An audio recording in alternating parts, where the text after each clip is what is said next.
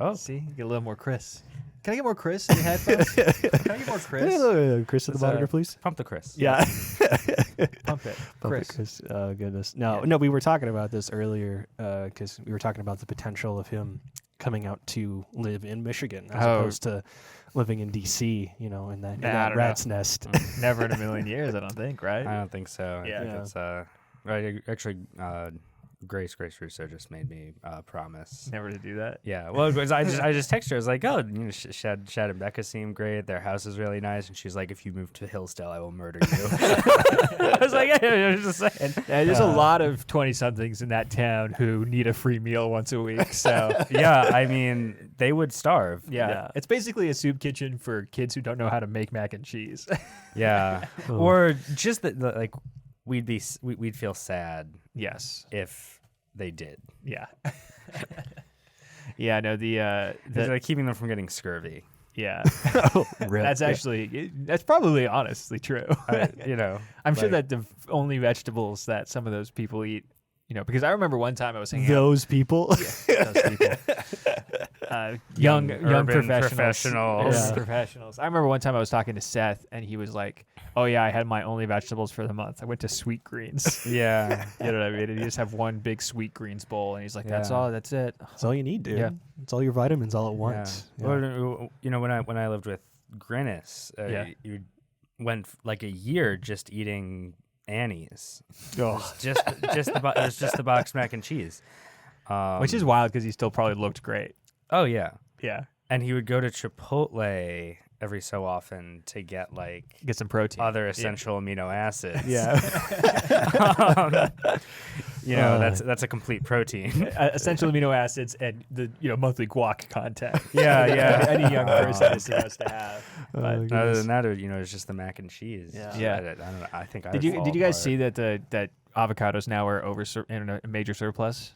Really? Yes. Wow. Oh, yeah. we did it. Yeah, we did it. Yes. We did it. People were like, "Oh, you're finally coming back." I got a bumper guac. Yeah, and that's why the housing market's being repaired because all these people they're not buying avocado toast anymore. Right. Well, no, they are buying, but it's. Oh, it's true. It's cheaper. Exactly. It's surplus. There you go. That's how you fix the economy. Well, the funny thing is, actually, the price really didn't drop. Yeah. Yeah, it's weird. There's apparently so many, and there's people who've been writing articles and stuff like, eat more avocados. Drop the price then. I don't know. It's like gas. Yeah. They're just pumping it up like gas. Avocado companies are making record profits under the Biden administration. And here we are making $12 an hour with those big fat cats up and big avocado are making all the money, dude. Yeah.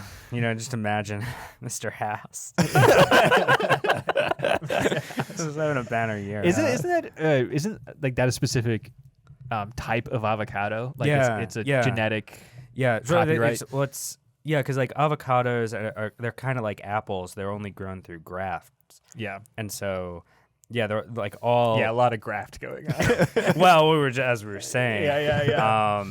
But they're all clones of one another. Because if you grow an avocado from a seed, it'll come out disgusting. You won't get the nice Haas avocado. You'll get something vile. And isn't there multiple you can buy Haas avocados, but then there are others? Oh yeah, there's other. Yeah. But it's the same as apples, where if you plant an apple tree, it'll come out disgusting. Crabs. From you get little crab apples. So there's crab avocados. Nice. Perfect. Just like with apples, the good avocados that you might want to eat, there are several varieties, but they're genetic freaks. Yes. You have to preserve them. It's like bananas. You know what I mean? Yeah, there you go. I'm sure everybody's heard the story before, but the fact that let's go through it. Yeah. Actually, nobody's heard this on this podcast, I guess, but all bananas are clones as well. And the reason why banana candy tastes like it does is because that was a different genetic makeup, and they all died because of Yes, we have no bananas. That's exactly. That's one of the classic boy facts. Yeah, dude. Yeah, the summer camp facts, dude. Yeah, that's the Ripley, believe it or not. Yeah. Well, that's sometimes I think this is the vast lost years of middle school.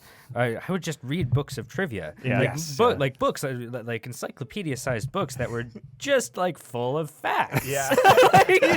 Well, see, back then that was all being smart was. That's currency, right? Just being able to bring that stuff up. And in some cases that's still the case, but you could feign being smart by just knowing a wide variety of things. And now you have to understand the dialectic or something like that. to be smart. Maybe I can do both. Yeah. Get you a man. Yeah, get you a man who can do both. I go ahead. We had a huge, like, 2 of these books. I forget exactly what they were called, but they were like a gross history facts. Yeah. Remember these things? Like not. So it disgusting. Was, yeah, vile, vile yes. history. Not like enormous facts about history. It's in bulk. Yeah. Far too much facts. Costco facts. Yeah. The concept of it was it's like any historical topic. So it's like Attila the Hun, the French Revolution, and then it would just list out gross things that happened during it. You know, so it's like, oh, did you know that the Huns used to cook their meat by putting it in the saddle? You know, and they'd sit on it and they'd ride all day. Yeah, and I didn't know that because I've read. Facts. You just read gross facts. That was a classic. You know, like the hamburger was invented by.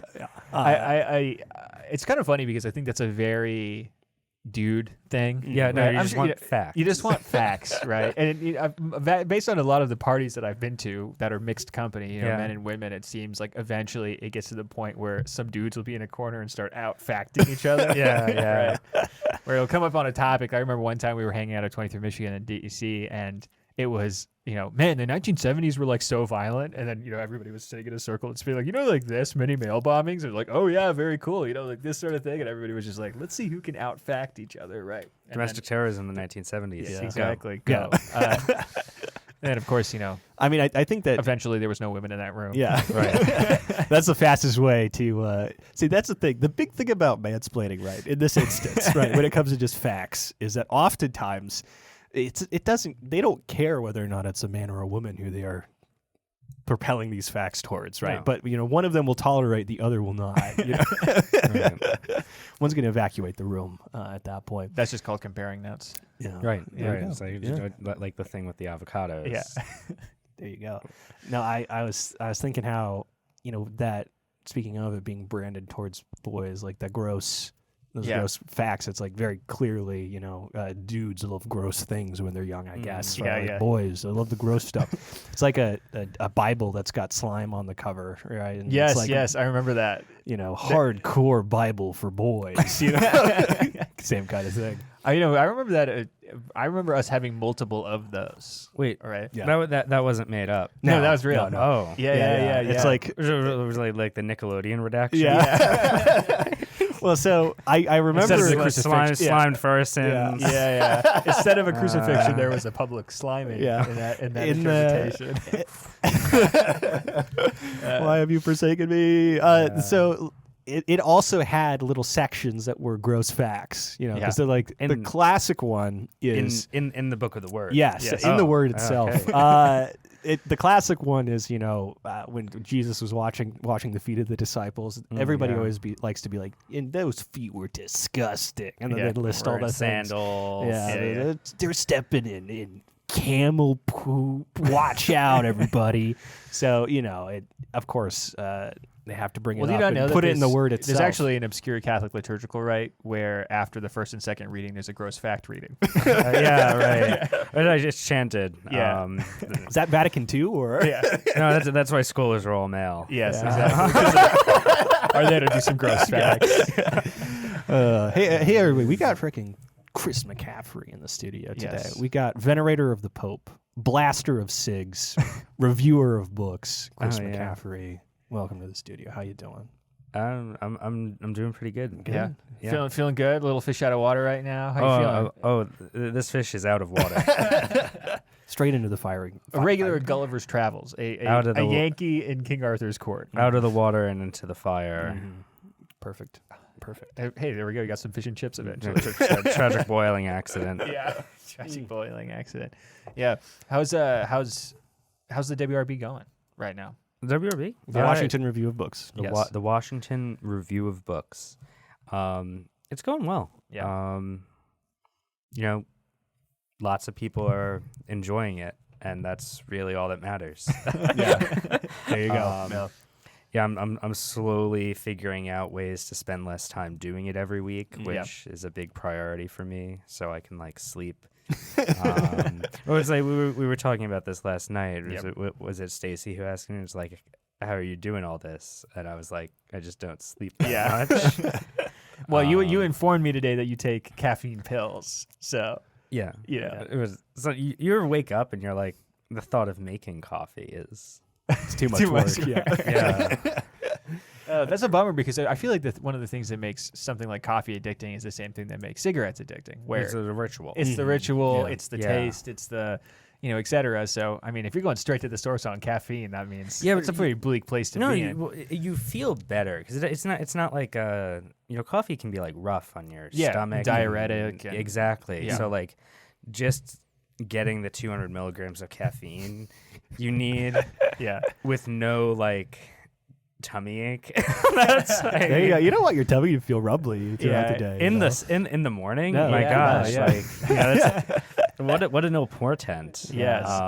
Perfect. Yeah. That's pretty wild. I feel like there's probably somebody who's written a really long and stupid article about how that gets rid of the essential nature of caffeine to do that. But like special to first things. Yeah, exactly. But here's the thing: is like manliness. I doubt you care, because really you're trying to milk this for one purpose and one purpose alone, which is to get that sweet calf. Got to get to work. Yeah. Well, so then why not do Zins?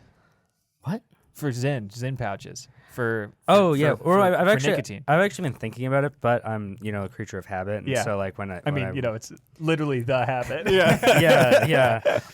That's the habit I'm a creature of. Yeah. But when I walk into the store, my mind goes blank, because I'm either a senior citizen or like a 5-year-old at this point. Yeah, and I'm just like, get a pack of those American spirits. And then like 10 hours later, I'll be like, I should try those nicotine pouches. Yeah. Oh, there's a good friend of ours, David Johnson, uses Zins because he's got problems with his ears, and so he can't smoke because the smoke gets into his ear canals, and I mean he can't really hear well already, so he can't do that. But he was telling me because he was doing them, and he's like, it's actually just salt and nicotine.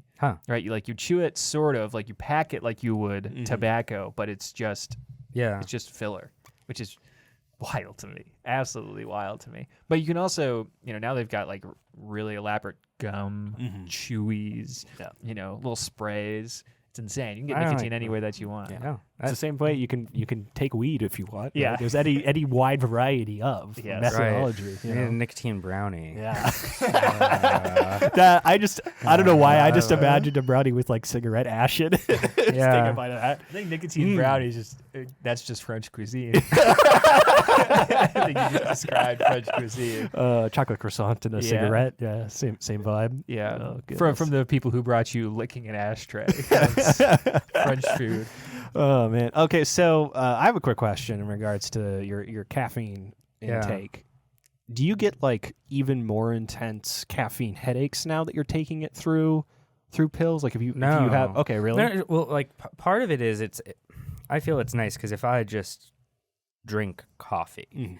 If I like walk downstairs and press the button on the coffee grinder, I feel like I maybe oversold how hard it is to make coffee. I mean, any amount of effort or elimination of effort, right, is a good thing. Well, and like time and like and then you got to drink it, like this whole thing. I don't have, sometimes I just want to leave. And then like make a big pot of coffee or adjust the coffee grinder and like do measurements. Yeah. Dicey.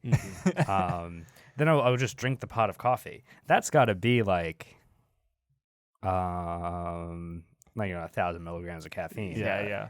Just like I'll do that before lunch. I know. So I guess so. You're doing less caffeine then. Because I can keep track. Because like if you're just like drinking coffee like diner style, I was just doing this at lunch. You're just like you just keep going. They're like, you want to top that off, honey? And you're like, yes. Yeah, you called me honey. Yeah, I wasn't going to, but you called me honey, so get that coffee in there. Yeah. I could do a little more. Yeah. They'll do it like after you've paid. They'll come around with the check and be like, that's great. Come on, you just got to stick around a little bit longer. So it's that, and then I'm sure because coffee is also like dehydrates you crazy. Yeah. So you're not just dehydrated. It's not as diuretic. Your system is. Well, that's right. That's what I mean. It's just like I know I do have a caffeine dependency. Yeah. But it's way easier to manage if you just like address the caffeine dependency rather than like putting your body and mind through all sorts of like coffee related trauma. Yeah. Well, it's like how you can take an addiction. As a society, it's coffee related trauma. It's like with any other like addiction that you make a hobby. Right? Yeah. It's like craft brew, he's an alcoholic, but it's his hobby because it's got all this ritual behind it, right? So, or cigars, right? It's like he's addicted to nicotine and in large quantities, but, it's an aesthetic, right? So, you're eliminating the aesthetic and bringing it down, and you're ending up consuming less of it because of it, right? And like every guy who's ever done mushrooms once. Yeah. Same thing. Yeah, well, so it's like, this is telling me then I need to start drinking ethanol, right? When I right. When I'm at a party. Yeah, just like dose it in into like some fruit juice or something. Exactly. What else is a White Claw if not? It's actually a malted beverage. Yeah. That's true. It is a malted beverage. Yeah. There's a guy fact. This is one of these. So this is a. Did you know? Have you ever gone to like a gas station or something and like just in a weak moment purchased what could be described as like a White Claw progenitor? Like a fruity malt liquor beverage. Yeah. Like a. What are they called? I don't know. Like a wine cooler. Yeah. Sort of like a wine cooler. And you got like one of those orange one. I think it was like something Surge or something crazy like that. And even like Mike's is the same beverage. Basically the same beverage. I mean, is there really a difference between a Leinenkugel and a Mike's Hard Lemonade? There definitely is. There's beer in a Leinenkugel. I know, but from the vibe, right? I had a Mike's Harder, right? Because that was new, new over this last year. I love trying new things. Yeah. Also tastes like malt liquor. Yeah. Not great. Yeah. It's because it's funny how those malt beverages are made to mask the malt aspect of it, right? Hey, that's why you got to go straight to the source. You got to get a Colt 45. Yeah. You just got to lean right into it. Have you ever had a Colt 45? Yeah. Oh, yeah. What was it like? Oh, it's the most fun you've ever had. That's what the commercials with what's his name, Billy D. Williams. Yeah, Billy D. Williams really communicated to me. Is that what's the tag? It's I'm not saying you can't have fun without Colt 45. Yeah. I'm just saying why take the chance. Yeah, exactly. And he was right about that. You after that moment you knew. Right. Yeah. Well, I mean, like a lot of malt liquor, like when you're getting like a 40 of malt liquor, it just tastes like bad beer. Mm-hmm. Like, it's just like, what if beer wasn't just mediocre in the way that we as Americans love? Yeah. But like, what if it was actively a little bad, but you're okay with it? Well, it has higher ABV. Right? Exactly. Right. Or it really does. It costs literally nothing. It's one of those sad moments where you make a sacrifice for enjoying your drink for APV, right? Like that's when you have to do some analysis of yourself, right? Of like, why am I doing this? Yeah. It tastes so much worse, but it's got that 1 or 2 higher percentage. I think that Americans trick themselves into drinking IPAs that exact same way. Yeah. So, you get like a 9%er. Yeah. You're like, oh, it tastes like I'm licking a skunk, but I'm a little drunker, I guess. Yeah. So it's worth it. There you go. Gosh. Well, an ABV, like it scales. It's not just it doesn't just double. Yeah. Drinking like an 8% beer is like drinking 4% beers. Yeah. Which is efficiency. Yeah. And it's what the economy demands. Yeah. At the end of the day, it's less calories. Right. In the age of inflation, you got to go for high ABV. Yeah. Actually, it's basically you're just doing what you're doing with the caffeine pills. Exactly, right? yeah. You're really helping the economy out. I'm starting to think that maybe we should just be, as far as nutrition is concerned, I just want patches. Yes, there you go. There you go. Like, it's a gravy patch. Oh, man. Oh, wow. Tastes amazing. Oh, goodness. Yeah. Guys, freaking A, dude. This show's about something. We talk about a thing, right? I guess so. Yeah, sometimes, you know. The show's called Monomaniacs, right? We talk about monomaniacal obsessions, the thing you're thinking about a lot as of recently, And you're only on Monomaniacs a couple of times, Chris, in your life. I've found that. Yeah, it's just a fact of so far. Yeah, fact of existence. As certain as death itself. But Chris, I want to ask you what your monomaniacal obsession of the past couple of weeks has been. Oh, what have you been focused on? What have you been into? This is a tough one. Yeah, I mean, hey. Before I came over here, where Shad and I were talking, he was like, "No, it's going to be fine." No one needs to prepare. I've got no clue. I still don't know. Yeah. No, I mean, we'll take this by pieces, right? Take it piece by piece. Try and get one out of me. Okay. We'll see what's going on. Okay. All right. So we'll start with the easy question because you're a reviewer of books, right? Yes. That's not true. That's true. He does not review books. They're not going to review books until they hit 1,000. That's true. Reviewer of sub pieces of literature sometimes. So, no, I don't think you really review them. We don't really review anything. This is the great like misunderstanding about the Washington Review of Books, quote unquote, we named it because it was funny. And at least 50% of the joke in Nick and I's mind is that it is just really like pretending that DC is the same as New York. Yeah. He and I think this is a really funny joke, at least. Yeah. Or it sounds like a Chris and Nick joke. Yeah.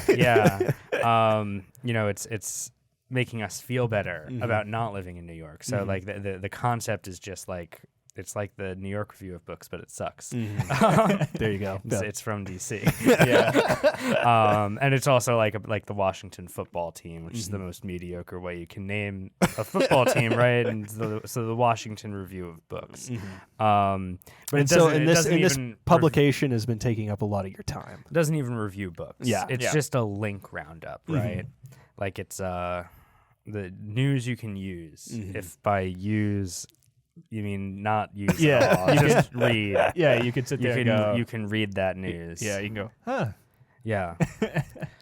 But really, like, seriously speaking, what the goal is kind of twofold, is to have a good resource for anyone who's trying to keep up with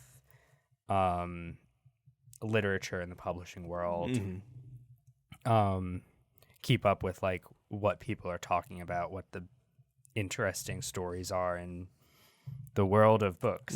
Distilling it into one location. Which is what we wanted, right? Like we were saying to ourselves, it's so annoying that we don't know where to find this information that we want. And so we went out and did it. Got the information. The kind of thing is like eventually it was just like, okay, we have to learn how to do that ourselves, and if no one else is going to do it, because for whatever reason, and that aspect has been great, because it's like lots of people have reached out who like are like in some way professionally involved in publishing, publication, writing, criticism, that kind of thing. So like this is really great, this is really helpful, like this is really helpful to like get in my inbox, and I can like go through and be like, oh, like X publication had this review and this review and this review, and I did like, oh, and like this is happening, someone making this argument, that kind of thing. This book's coming out, all this kind of stuff. And it's also like I think a lot of people they're insecure about their reading, first of all. And and they're also they don't know how to like find new things to read. And it's especially something like Nick and I are really passionate about is like contemporary American literature. Like recent American novels and fiction, things like that. And when you come up through Hillsdale and you work in like Republican Catholic world, everyone has the kind of bias of like, it's not good if it's published after the year 1985. The Western tradition of making books that are worthwhile died with Flannery O'Connor kind of thing, which is something we just like completely disagree with. Like it's like very, very far from our aesthetic sensibilities, and think there are like tons of things in American letters, in recent literature and recent world literature, that are just really like worthwhile reading and like really interesting and really like edifying in whatever way. And well, so, what kind of through lines do you think are kind of positive right now in contemporary literature? So, as in, fascinations, themes, that sort of thing. Like, what kind of attributes of contemporary literature do you think are worth or kind of holding on worthwhile? to? Yeah. I mean, like, a lot of it is just, I'll go back to, part of how all this started was Nick and I's obsession with Jonathan Franzen last year when his new novel was coming out. Yeah. And one of the things that I just clicked for me, I read The Corrections and I read Freedom, was like, I think about these books constantly. And there's something about it where just because it is somewhat contemporary people, the people whose lives are like mine, that it's a really one of the, I think, the fundamental things that literature allows us to do, at least like broadly modern novels and fiction, allows us to understand ourselves and imagine ourselves in a more objective way. Yeah. There's this like really powerful thing that happens where it's a discourse that when you read, for instance, Middlemarch, I speak about this a lot, that there are all of these different characters you're presented with, and it's really easy to, and it's like, almost like your instinct to like place them like, this is like this person, this is like this person, but you get like a really powerful and really classic work of literature is going to be able to like open up that personality for you. What is the shape of that life? Yeah. What is like the ethical content there? What, like, how should you be living? Like, so much of it is just like, what is the good life? And you're working through that question imagistically through fiction. There was yesterday I was in the car all day, but I did see a tweet. And I was like, pulled over. Nothing quite like checking your Twitter while driving. 180. Yeah. No, I pulled over for some coffee actually. Yeah. You pulled over. And I was flipping through in the line at the gas station, and I saw this guy saying, Salman Rushdie just got stabbed. Yes. And I assume in reference to this guy was like, literature, fiction will always be subversive and dangerous. Yeah. Because its basic premise is that the world can be other than it is. Yeah. Something like that. And I was like, that is not true at all. Yeah. And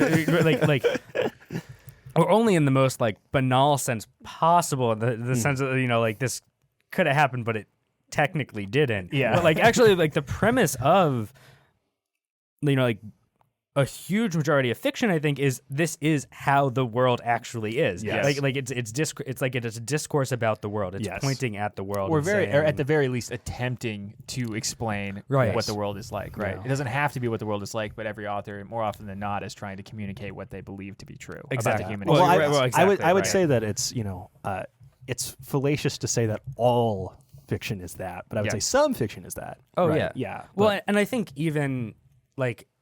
even places where you wouldn't necessarily think, like, so much of like science fiction Yes. Yeah. is the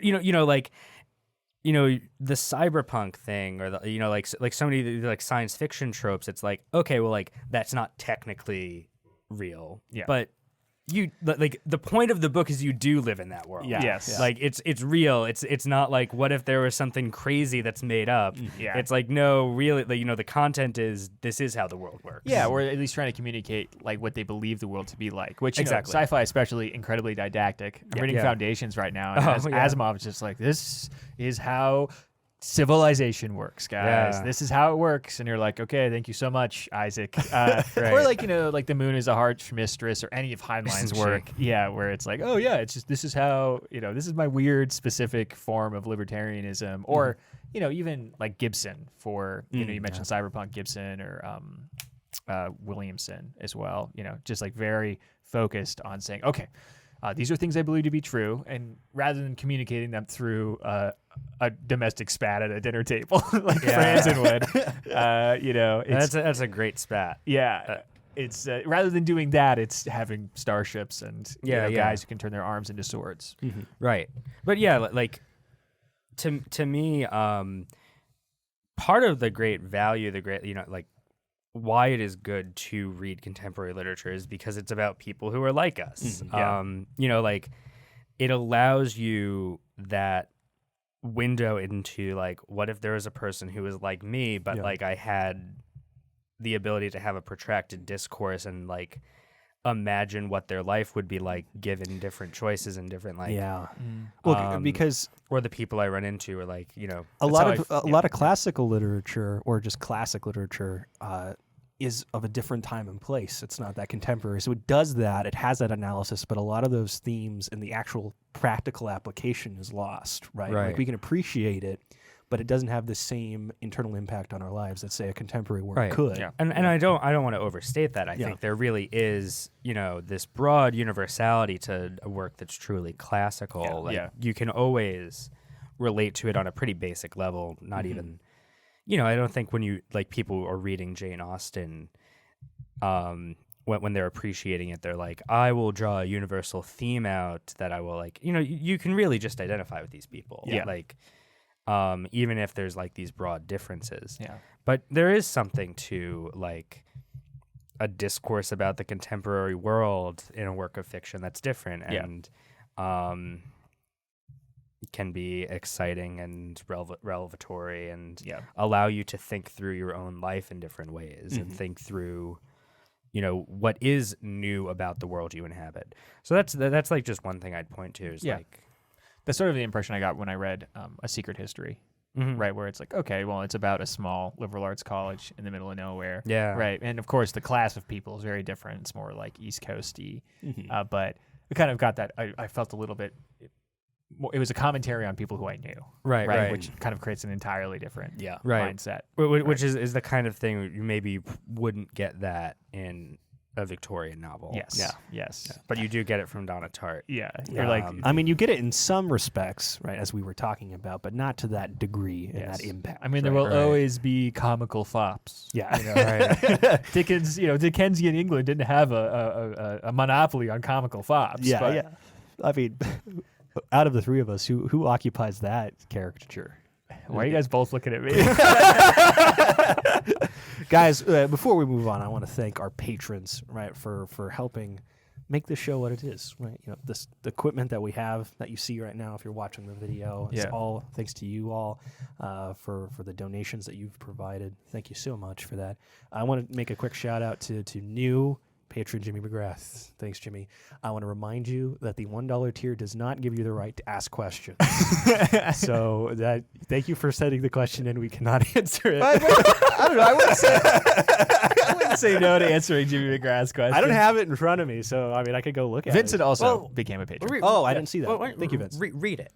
I'll have to go get it. So let me read a question from Joe Papalardo. Right. I want to thank first off Joe Papalardo and Zach and Amber Strehle for the top tier donations. Yes, thank you as always. You're really helping us out there. And remember, with the $5 tier, you get access to the after party, after show, right? Yes, the post show, which is uncensored and all that jazz. So if you're interested, that's going to be only $5. What did you bring me into this basement to do? All right. Okay. So we have a lot of listeners in Serbia. Yeah. Well, actually, we have a lot of viewers in Serbia. It's a little different. Yeah. All right. So quick questions. Okay. From Joe Papalardo, who, if you donate $10, you get to ask us questions on the show. First off, Shad, what are qualities of Chris he doesn't brag enough about? Oh, wow. I think Chris actually does brag plenty sometimes, but in his own special way. But I would say that, I think that as a man, Chris is very confident in that he's competent at things. You're a very competent man. So I feel like you can brag about that more than you do, but you actually already do. I mean, I remember when I mentioned you in an article that I wrote as competent, and that became your Twitter bio for a while. But, yeah. But that was a thing in college. Yes, for me as well. I think my girlfriend had me in her phone as Competent Chris. If you got to be known for one thing, competency is not a bad, bag. If Chris picks something up, there's a good chance that he's going to do it at a reasonable or good quality, which you cannot be. That cannot be said for a lot of people. I've noticed that. Yeah. Here's a question. There are 3 questions in quick succession from Joe here. Dylan, what are qualities of Chris that Shad won't shut up about? If I had to say, there are 2 things. Well, no, one specifically, which is Chris being good at cooking. Yeah, Shad likes to bring that one up a lot in regards to his time. It's because I think I have one mode of thinking, because he has a real wife now. Yeah. Becca is an amazing cook as well. Becca is an amazing cook. Okay, there you go. We've cooked together, actually. Yes. Wow, that's a very. What's the word I'm looking for? Intimate situation right there. Cooking together. A Lionel Richie-esque situation. Chris, what are qualities of Shad and Dylan you'd rather not discuss? He spent more time with me, so I'm sure he has. That's true. Yeah, a stronger. Grip on that. Do you have one that you believe is a unifying quality between the 2 of us? Right? Do you think that we have those even? I mean, besides our monomaniacal natures, I guess. Yeah, but I find that charming. Yeah. You'd like to discuss that. Yeah. Or I don't know. I'm just looking for something that's annoying. Yeah. I guess. I don't know. I mean, you wish that I cleaned more when I lived at the apartment. That's I wish I cleaned more. Yeah. I don't know. You can be indecisive. That's true. I can be very indecisive. But that's really all I can think of is I don't know about you at all. Yeah. Do you make decisions? No. He might actually be worse. Yeah. As far as the decision making is concerned. They're answered. Yeah, there's a lot of arguments with my wife about me not being decisive enough on things. Yes. And just I feel like a half of what we did at 23 Michigan on that porch was hem and or ha. Oh yeah. Well, I'm great at that. Yes. So. Yes. We were such a great team. Yeah, the hemming and hawing. I just remember just staring at the wall. It's 2 a.m. and you're just hemming and hawing, and I'm so tired and just brain dead. And then you would stop talking, and then I would reactivate hem and haw for a while, and you would be brain dead, and then we would just somehow keep it going for far too long. That's what the porch is for. Yeah. Oh, because due to popular demand, Jimmy McGrath. Yeah. Well, I was gonna say you can read the question and not answer it. It's a good. This question might be worth that. Okay. So I'm going to read it. If you feel like you have a That's if Jimmy listens to the show. I don't even know if Jimmy listens. If you have a deep burning desire to answer this question, okay, go for it. But if not, we'll leave it unanswered. What is the top speed of a sprinting Bigfoot? He's running full tilt. Well, it seems redundant. Yeah, that's kind of. He's full tilt. I don't know. That's a non sequitur right there. Mean he's drunk? He's half in the bag. Yeah. Tilted which way? Yeah. It's back and forth. Yeah. Goodness. There's a Bigfoot. He was pulled over to taking a sobriety test. He's walking a line. How fast is he? Man, I refuse to answer that question. Yeah, thank you for your $1. Thank you for your $1. Appreciate it. He sent me a message on Facebook. He said, "All right, I sent you $1. When's the merch coming?" Nice. It's true. Yeah, we do need to start thinking about the merch. Well, I think he was just asking me to send it to him right now. Oh, send him the merch. Why is it on the way? Yeah, I said, just need your address. And then he just laugh reacted. That was a genuine question. I wanted your address. Oh, man. Goodness. Yeah. Well, merch is hard. Yeah. Merch is hard. Yeah. So tell us about that, actually, because you have stickers, you have tote bags, which is, as a book publication, you have to have a tote bag. You have to have a tote bag. Yes. That's very important. Mm-hmm. Otherwise, no one takes you seriously. Yeah. It's been... The issue is I don't want to carry any, stock. Yeah. I don't want to be, running to the post office 10 times a week to send people their WRB footy pajamas. Imagine waking up to on Christmas, opening gifts in your footies. Yeah. Running down the stairs. Yeah, repping the WRB. So excited. But yeah, so it's been a struggle because then like you're left with like print on demand stuff, but then like, we don't really want to just like, you can splay a logo on most physical objects these days, but we don't want to like do that. Yeah. We really want to like, like something that's good and cool looking and as an object. You don't just want to, even like it bugs me. You get like a t-shirt or the issue I'm dealing with right now is a mug. Yeah. So what I want is the mug version of the tote. Yeah. It would be yellow with like, all yellow, all Washington football team yellow. Yeah. I think it's maize, I think is the color. Oh, yeah. Which is appropriate because I feel lost. Yeah. with the red kind of interior, and like the whole thing. I don't want a white mug. You don't want foreprint, with a yellow square on it with a design inside. Like that doesn't look good. No. But then it's like, how do I do that print on demand? Like obviously I can like contract with a mug manufacturer to get this done. But then what are they gonna do? Send 1,000 mugs to my door? Yeah. Half of them would break. Yeah, it's not energy I need. We sort of ran into the same problem with Hot Salad Records because all of the merch there is pretty specific, right? And we don't really do print on demand. So like for the shirts, like they're embroidered and they're long sleeves, right? Because we're like, we want this to be really special, or we have ball caps too that are embroidered, or mugs which are like camp mugs, like the steel ones and stuff. Where I think more and more, especially as everybody now has merch. And everybody's doing it. The people whose merch that I kind of am attracted to, for say the podcasts that I listen to or et cetera, are the ones where it seems like a designer of actual capacity thought, okay, like what can we do to make this cool and make this unique, right? Yeah. And so like if say Monomaniacs ever does merch, the plan is to do that, is to have something where it's not just... It's a cool object. It's a cool object. Which is like the tote bag I did. Yeah, that's great. Like it's, all over print and it's got like the wraparound around the whole thing. Yeah. It works really well. I don't want to, just like put a logo on something. Yeah. It's like, who wants that? Yeah. I mean, there is a certain genre of guy who does. Because it's going to be $20 and, they can show up to the function and be like, anybody recognize my shirt?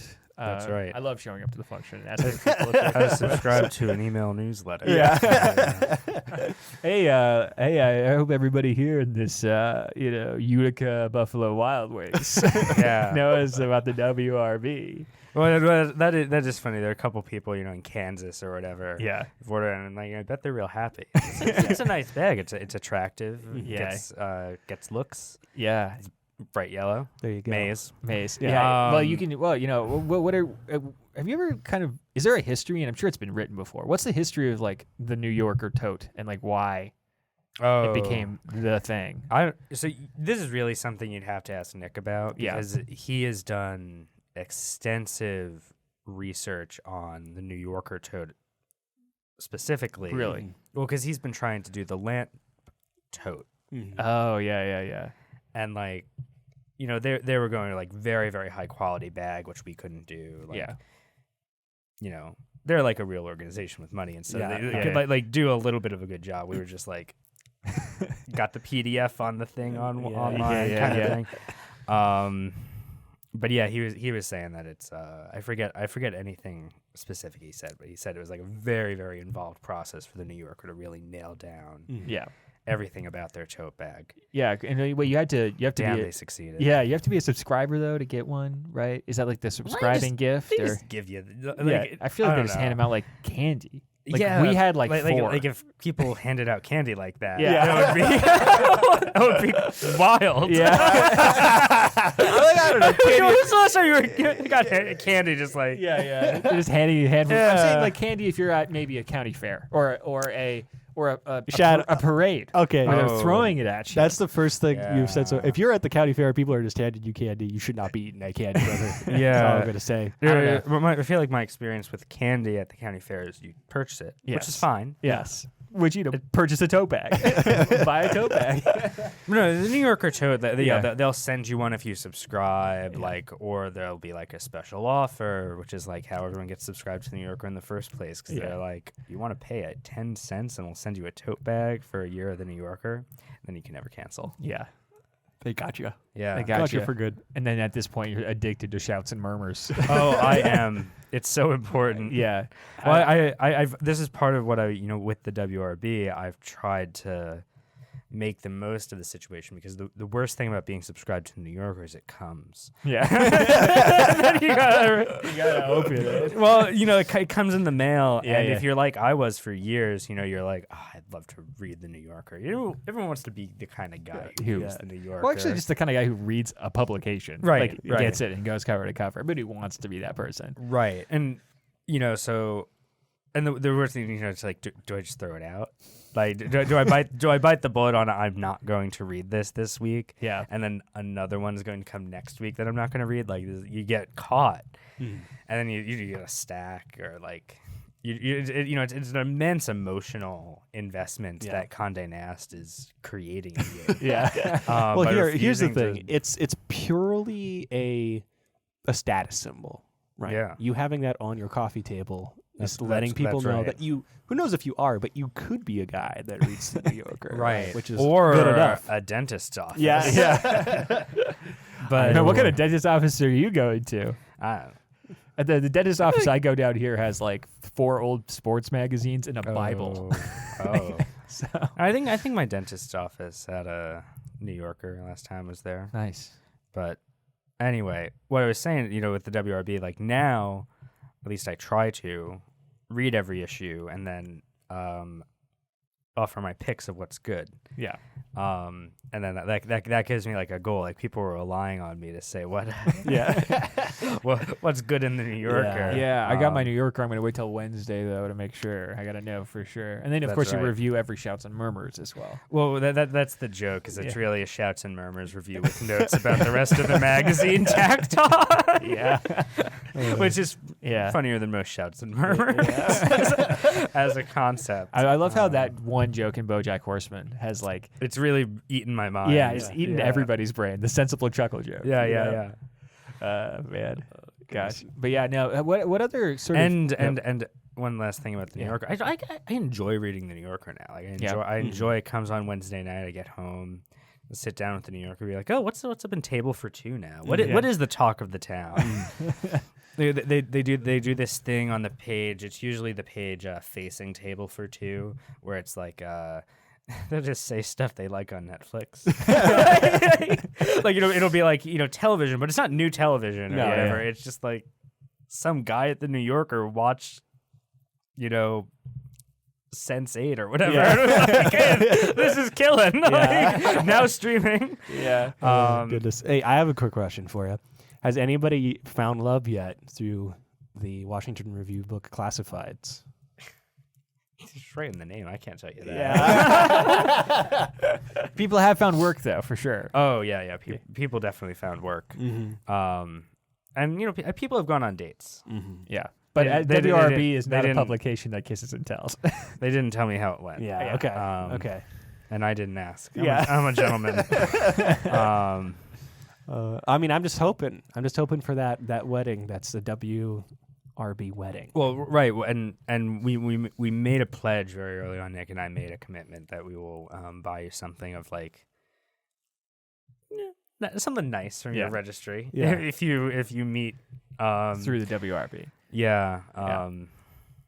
No, it hasn't happened yet. Yeah. But it's only been like 6 months. So. See, it's the best part about making a commitment, a monetary commitment that like that is completely vague. Yeah. Who knows if it'll even ever happen? Yeah. And when it does happen, you'll buy them some dish towels for $45. Oh well. But no, it really is. I would be thrilled. Like I would be like happily. Like you can have the Vitamix. I don't care. Yeah. Like, go nuts. I hope the smoothies are worth it. Yeah. Crushed ice, mayonnaise. I mean, I just imagine the person that's like, oh, man, I actually have to get married to the WRB to get that Vitamix. It's the only way. It's the only way I'm getting it. So so I want to clarify legally speaking, and that was not a promise. Yes. But it was an example of my enthusiasm. Yes. For love on the WRB, which is funny. I mean, you guys have a pretty developed classified section. Yeah. Which has help wanted. It has services offered. It has a whole section on finding a tennis partner. Yeah, that's a popular one. Yeah, I don't. What was that? Just literally 2 people were like, "I want a tennis partner." And well, once it hit 3 people looking for tennis partners. Yeah, which is, at least starts with love. Yeah. That's good. That's good. I was like, this needs its own section. It's gumming up everything else. Yeah. So sorted it out. Yeah, you can find an ad for my services in the WRB. I've yet to have gotten a single conversion off of that, but hopefully, yeah. Well, and, the thing that drives me nuts, we have a constant problem. There's nothing we can say to make people put personals anymore. Like, we got like an initial flood. Yeah. And then just like no one will do it. Like, but people promise. They're like, I'm going to send you an ad, whatever, and they don't follow up. Yeah. I need to start keeping a list, harassing people individually. There you go. Because you're learning one of the core lessons of sales, which is, following up and assuring the sale even after some expression of interest. Yeah. Right. Yeah, right. But there's also the ultimate rule of sales, which is collect. Yeah. I never do that. Yeah. Goodness gracious. No, I mean, we have considered putting an ad for Monomaniacs in the classifieds. Yes. Although you guys had a podcast in there for a while, and I didn't want to be a copycat, which I don't think that they advertise anymore. No, they haven't. Yeah, the whatever season of their show it was describing ended. So yeah. Well, now we got to take that slot, right? Yeah. Because there's an imbalance. I don't think there's any shame in being another podcast. That's true. Well, yeah. If that was the case, then we should have packed this up a long time ago. Would you call one young Catholic woman seeking love a copycat because another young Catholic woman seeking love was already there? Oh man. Oh goodness. You guys have something to distinguish yourselves. That's true. Yeah. That's true. As in, we've at this point had 2 WRB staff on the show. Actually, except for the poet. Yeah, you got to get Julia. Yeah, we got to get Julia on the show. Yeah. Yeah. Well, we're experimenting with, and this is for folks out there who might be interested. Julia's great. She's actually well spoken. And we're experimenting with remote episodes. Episodes. So let's see what we can do. We'll give it a few weeks though, because we give a few weeks between you and Nick. So there you go. Yeah. Because I mean, we don't want back-to-back Washington Review of Books content, right? People can only take so much, right? Yeah, twice a week. Yeah. Twice a week. 2 times a week, and every once in a while a podcast. Yeah. Perfect. Yeah. Goodness. Well, cool. What to you is the future of the Washington Review of Books? Are you at a place that you're like, cool, like we could vibe here forever? Do you have like an end goal at all? You don't have to. I'm just curious. Well, one of the things that for pride related reasons, Nick and I, when we started, said if we can't make some money doing this, we will stop eventually. Yeah. Just because it's a sucker's game. Yeah. Like you're giving so much away for free. It's a lot of time. Mm-hmm. And we are collecting a little. So I'd say really just growth. What I want to do is actually begin reviewing books. Heaven forbid. Heaven forbid. Gonna one of these things that it requires an investment of my time to get set up, but then it'd hypothetically be low investment of my time because other people would be reviewing the books. Yes. For us. Because I've talked to a lot of people who, in your friend circle and, just people who have been interested in working for the WRB, just doing stuff like that. Yeah, which funny, initially we picked the name because it was really funny. Yeah. And immediately people were emailing us, we'd love to collaborate. And we were like, what the hell are you talking about, man? This is a link roundup. That's good premium content though, because now you have a paywall. Yeah, that's right. And they're being actual. So yeah, I'm working on I'd love to have a guy do pop music once a month. I want to do maybe if there's 4 weeks in a month, you get an extra email every month if you're a premium. You get a movies guy and music guy, and we talked about children's literature supplement. I'm looking for also like ideas, like if you want a monthly column that you think would really fit the vibe. Yeah, because that's important. Like some people do not fit the vibe. Yeah. I mean, that's why we're so selective about this show and who we bring on. I don't know if we're very selective. Yeah. Come on, keep the mystique going. Yeah. People who pass through Hillsdale, Michigan is kind of a. It is a selective. It's that's select a group. certain It's people who either pass through or live in the county, right, or know somebody who lives in the county, or most of the people who have been on the show. But yeah, I mean, we just added the poetry editor, Julia, and she's like perfect. Like it's like pitch perfect stuff. She does it like exactly like better than I would ever. Like, and that's kind of what we're looking for. Like someone who can inhabit the voice and like give more of that WRB content everyone loves. Yeah. But just about stuff that Nick and I don't have time to cover, don't know about. Like, the movies. Like, I don't know anything about movies. I mean, you've seen A Hidden Life. Well, let's not go that far. Yeah. What does it even mean to see? Famed fascist director, Dennis Malick. Oh, yeah. Actually, a quick digression. I was talking to Chris about Top Gun Maverick. We saw Top Gun Maverick. We're really late to this boat, but he agreed with the mediocrity interpretation. No one's willing to say this. Yeah.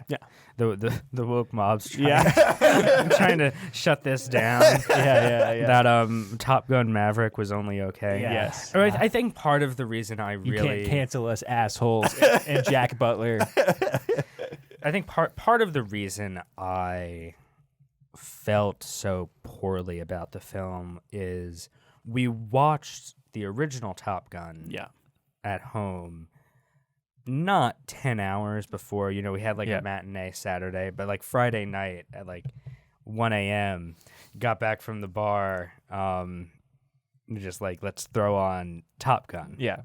Because we're seeing Top Gun Maverick tomorrow. We need to mentally prepare. Mm-hmm. And what I realized actually is, like, I had hooked on my laptop to the television and had that color gradient, eye saver, blue light filter thing. I watched all of Top Gun in sepia tone. I didn't even realize it was just like every scene in this movie is golden. So I feel like that was maybe a picture. Like an effective metaphor for my whole reaction to Top Gun Maverick, which is just like. It just doesn't have the juice. Yes, the camp. Yeah, that's really, I walked into work on Monday after we saw it, and my coworker was like, should I see it? Yeah. I was like, not gay enough. Yeah. Not nearly gay enough. It's not even really gay at all. Yeah. I was talking, have you probably read the McSweeney's article? Yeah. The heterosexual undertones in Top Gun. Yeah, that's good. No, I mean, the signs of a heterosexual romance. Yeah. I felt like I kept waiting for it to get as good as people said it was. Yeah. Right. Like I kept waiting for that moment. And like in the last 10% of the film had some of that energy. I was like, okay, like if the whole film had this. When it turns into a Marvel movie for the last few minutes. Yeah. If it had some. Or an Abrams Star Wars. Yeah. What it really came across as to me was like a melodrama. Right? Like way too many scenes of Maverick telling you how he felt like he failed. Yeah. Right. And other people telling Maverick how he has not failed and that he needs to move aside that feeling. And this is the really beautiful thing about the original Top Gun is that nothing happens in it. Yeah. Yes. Yeah. And that like it gestures at a plot and then immediately forgets about it. Yes. There's a plot arc that occurs like during like one act. It's like you get 20 minutes where Goose dies, and Maverick's like, I'm going to frown about this for at least 3 scenes. Yeah. And then they forget about it. Yeah. And then like the movie wraps up, and it's like, that's exactly what I wanted. I felt the same way about the new Godzilla film. Yes. Not the most recent, but the original Godzilla with Bryan Cranston. Yeah. Like for 5 minutes. Pitch perfect level of like plot. Yeah. You know, where like it was not good, but it didn't think it was good. Yeah. Because, you know, like part of the thing with Top Gun Maverick, it's like, how seriously can I take this? Yeah. Like, and they're asking you to take it seriously. Exactly. That's the problem. That's the problem. Yeah. But you do need, for instance, a Godzilla film, you need like an emotional beat. Yeah. Like you need to walk out of the theater, your heart having done it. Yeah. And with slight patter. And so you need like a human character to ground the CG stuff and all this stuff. Like this is an important part of the whole production, but yeah, like they just don't linger on it. Like they're like, oh yeah, he probably lost his stat or something. Yeah, okay, great, okay, that's it. Yeah. And that's what Top Gun, the original Top Gun, does so well. Is like, oh, did you want a plot here that wasn't just like Tom Cruise? Young, weird, chinless Tom Cruise being shirtless. Yeah. And then like there's this. It's just a dramatic romantic film. Yeah. Like it's not a comedy. It's not. I would even say an action movie. Right. It's literally just a romantic drama. Right. And when it does have like so much of the pleasure of it is you're just watching it and like you just keep going like, did they do that? is that really like like so much of it's just like I can't believe that line of dialogue. Yeah.